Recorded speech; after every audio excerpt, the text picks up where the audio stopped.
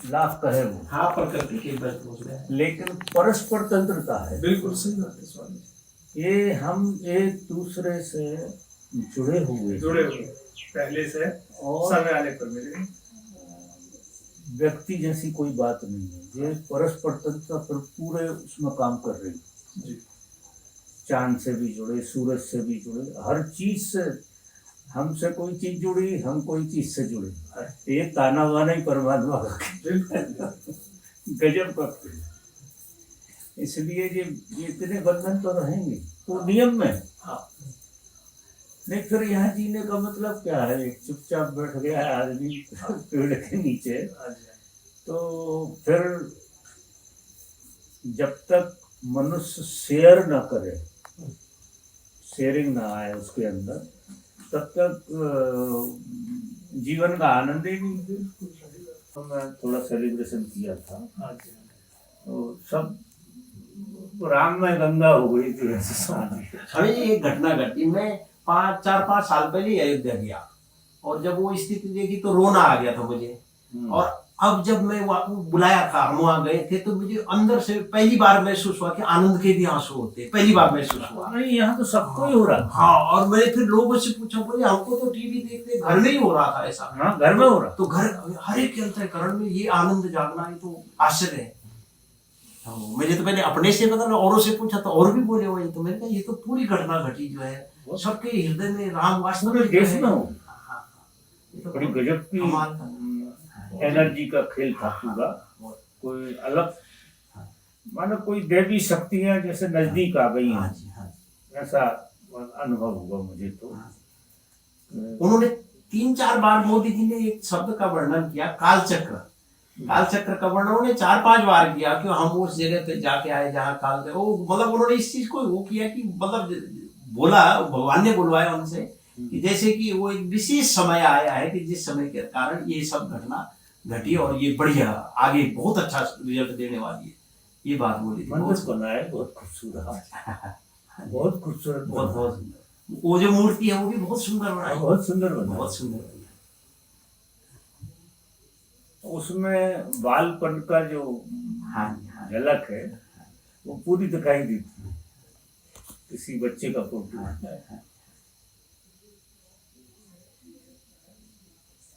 अब ये तो महापुरुष कितने ही साल पुराने रहे हों, वो चले जाते हैं, लेकिन उनके जो देशना है वो देशना बहुत काम करती है। चाहे राम की हो, चाहे कृष्ण की, चाहे किसी और की भी, मूल बात तो देशना का है। इन लोगों के अंदर दिव्य आत्माएं भी काम कर रही हैं। बहुत सारे महापुरुषों का वो एनर्जी काम कर रही है मोदी जी के अंदर जो है ना। आप जैसे कई महापुरुष लोगों की एनर्जी काम कर रही है। हाँ, अकेले का साधना में, हाँ, साधना में कभी कभी साधक की बहुत अच्छी स्थिति होती है, वो छठ में शरीर तक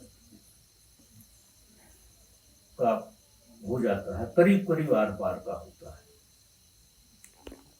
ऐसे लोगों की यात्रा, अब उनका जन्म होता नहीं है और यात्रा पूरी हुई नहीं है तो और उसके ऊपर गए नहीं, तो ऐसे लोग इसी काम के लिए फिर उनकी सूक्ष्म यात्रा होती है और हम सबको सहयोग उनका मिलता है और धीरे धीरे धीरे धीरे करके वो फिर लय हो जाती है।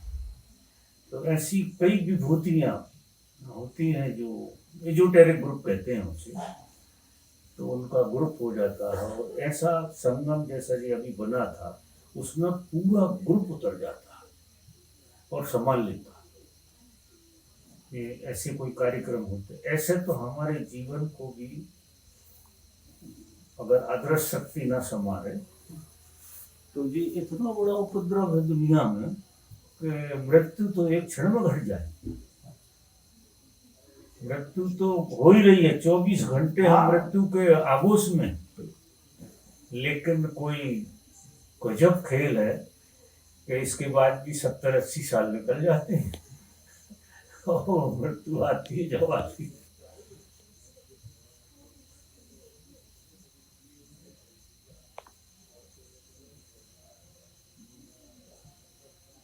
तो उस दिन वो दिखाई दिया, हमको भी उस दिन अनुभूति ऐसी हो रही थी कि वो तो वो अनुभूति मनुष्य से हटके हो रहा है। हाँ जी, अभी भी आपके अंतःकरण में वो होता ही है वो। गदगद बीमारी एक बहाना है, एक बहाना है। कहाँ कहाँ से कैसे कैसे जुड़ाव बनता है, तो आप आश्चर्य करेंगे। किसी भी डॉक्टर के यहाँ जाना होता है तो जैसे कुदरत ही ले जाती है उस डॉक्टर के यहाँ, और उससे मिलना अनिवार्य खास बात थी, बीमारी बहाना था।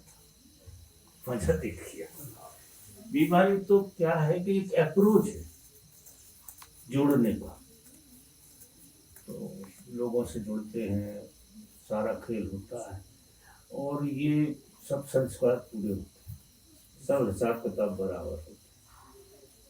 तो हम एक रहस्य देखते हैं, जब भी कोई हमें मिलता है तो हम अकारण तो मानते हैं, और बीमारी कोई ना कोई कारण तो रहा। अकारण तो, और ये कारण जो दिखाई दे रहा है, ये सिर्फ एक्सक्यूज, ये बहाना, ऐसा हमारे अंदर से तो हम ऐसा मान के चलते हैं। इवन इस आश्रम में जो आदमी प्रवेश करता है, यहाँ आता है, तो अकारण नहीं आया, उसे पहुंचाया गया है, उसे भेजा गया है। तो सब रहस्यमय है, क्योंकि चीजें जैसी दिखाई दे रही हैं बुद्धि के अंतर्गत, ये तो एक बहुत ऊपर की सतह ही है। इसके पीछे जीवन का मजा भी इसी बात का है कि जीवन रहस्य, परमात्मा रहस्य, उघाड़ उघाड़ के भी नहीं उभर सकता। क्या गजब है, क्या गजब कहानी है। पा के भी नहीं पाया जा सकता है, हो के भी नहीं हुआ जा सकता। मजा देखो, और ये ना हो, अगर कोई चीज मिल गई तो बात खत्म हो गई, तो वो तो मिली ना मिली के बराबर हो गई ऐसे समझ। लेकिन परमात्मा मिलके भी ना मिला है, और मिलने की तैयारी है, तो मिलने की तैयारी का जो आनंद है वो बड़ा गजब का, गजब का आनंद।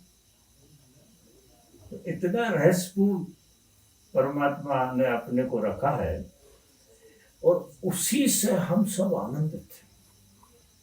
हम सबको मजा इसलिए आता है कि वो रहस्यपूर्ण है, और रहस्य में पर्दे उठते रहते हैं, फिर पर्दे और आगे खसकते रहते हैं और उठते रहते हैं, और ऐसे करते करते तुम उसमें खो जाओ, तो उसी में खो जाते। तो ये बड़ी मजेदार बात लगती है, बहुत मजा। दूसरी बात क्या कि हम सब रहस्यपूर्ण है। एक भी आदमी यहाँ ऐसा नहीं है कि जैसा दिखाई देता वैसा, ऐसा तो नहीं। और ये बहुत अच्छी बात है, तो ही मिलने का मजा भी होता है। अपन बुद्धि के तल पे तो कोई आदमी मिला, देख लिया, तेरा नाम क्या है, तेरे बाप क्या है, तेरा धंधा क्या है, बात खत्म। ये तो एक ऊपर की लेयर है। लेकिन वो आदमी पीछे अलग तरह से, अलग खेल है उसका। और साधु संत जब कोई हमें मिलता है तो फिर तो और भी खेल हमको अच्छा लगता है। जैसे साधु भेष में भले पाखंडी नहीं है, कोई बिल्कुल वैसा हो, हमें इससे लेना देना। हम एक चीज देखते हैं, इसने चुनाव साधु का किया, भले पाखंड से शुरू हो रही होगा, लेकिन साधु से शुरुआत, ये चोर तो नहीं हुआ, डाकू तो नहीं हुआ, वो चुनाव तो नहीं किया इसने। अगर चुनाव किया है तो साधुता का चुनाव किया, साधु भेष का। तो उसकी जो संभावना है वो बड़ी अच्छी लगती है। तो साधु भेष को ही नमस्कार।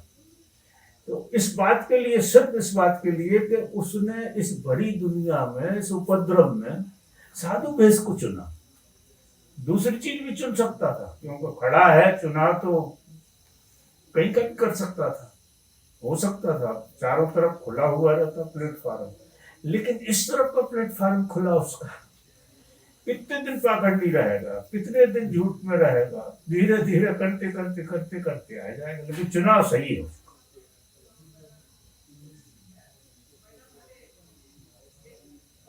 ये बहुत अच्छा भजन है, मेहता जी का गाया हुआ, हैं? नरसिंह मेहता जी का गाया हुआ ये एक भजन है। मैं तो हूँ भक्तन का दास, भगत मेरी मुकुटमणि, और उसमें है ये, मैं नकल से असल, मतलब पहले नकल करता है आदमी, और लेकिन मैं उसको असली बना देता हूँ, भगत बना देता हूँ। बहुत सुंदर भजन, इसका बहुत गजब का भजन लगता है उसको। इतना बड़े भजन मुझे कोई नहीं लगा आज तक वो, और वो आज अपने पर वो नकल भी असल हो जाता है। नकल भी, मतलब इस तरह की नकल, नकल करने में दूसरी तरफ भी जा सकता है आदमी, लेकिन इस तरफ आता है तो ये आश्चर्य लगता है कि कोई ना कोई इसके अचेतन में बात करें। उसमें है वो लाइन है, जो कोई मेरी भक्ति करे कपट से उसको भी अपनाओ, और फिर बोलते हो नकल से असल बड़ी है। बहुत बढ़िया बात। बहुत जोरदार। अब देखो, किसी को पता तो है नहीं है, तो जैसा भी है बेचारा वैसे ही शुरू करेगा ना। देखो, पता तो बहुत मुश्किल से कभी कभार ही लगता है, कभी सब अनजान में ही हाथ डालते हैं, लेकिन हम तो चुनाव को ज्यादा मूल्य देते। नहीं, यही महानता है आप महापुरुषों की। देखो आप इतनी बारीक चीज, और हर एक से मतलब इतना ज्यादा हो, तो ये कृपा है आप लोगों का। तो अपन अब विश्राम करें।